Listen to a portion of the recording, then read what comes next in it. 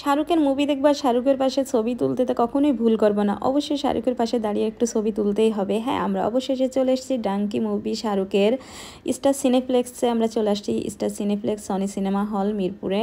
তো আমরা মুভি দেখতে যেহেতু চলে আসছি, তো কিছু পোস্ট পাস তো নিতেই হবে। আমি ওকে বলছি কিছু ছবি তুলে দাও বা কিছু ভিডিও করে দাও। ও তো আমার ভিডিও করে দিচ্ছে, কারণ ও সহজে এই ভিডিওগুলো করে না, তারপরও মাঝে সাঝে করে।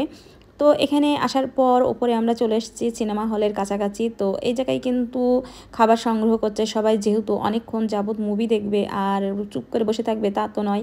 আমরাও কিছু খাবার সংগ্রহ করব এখান থেকে। তো আমি ওর বলছি একটু পরে করি, যেহেতু খাবারগুলো আস্তে আস্তে ঠান্ডা হয়ে যাবে। এরপর ডাঙ্কি মুভি যেহেতু দেখবো, শাহরুখের পাশে দাঁড়িয়ে ছবি তো তুলতেই হবে। আর ছবি অবশেষে তুলে ফেললাম। আর এখানে দেখলাম সুন্দর করে সাজিয়েছে, যেহেতু খ্রিস্টানদের বড়দিন সেই উপলক্ষেও। তো এই জায়গায় আমি আসার পর এখানেও কিছু ডানকি মুভির কিছু পোস্ট নিচ্ছিলাম। ডানকি মুভিটা আসলে কেমন হবে, আমি খুব এক্সাইটেড মুভিটা দেখার জন্য। মুভিটা মোটামুটি ভালো।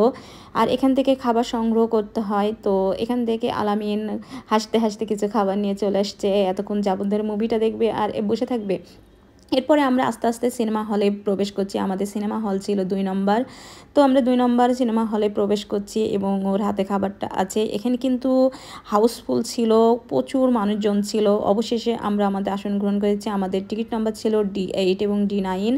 অবশেষে আমাদের সিনেমা দেখা শেষ হয়ে গেছে। আসলে মানুষ যে এত কষ্ট করে কেন বিদেশে যায়, এত দুর্গম পথ অতিক্রম করে, জানি না। আমার কাছে খারাপ লেগেছে এবং অসমাপ্ত ভালোবাসা।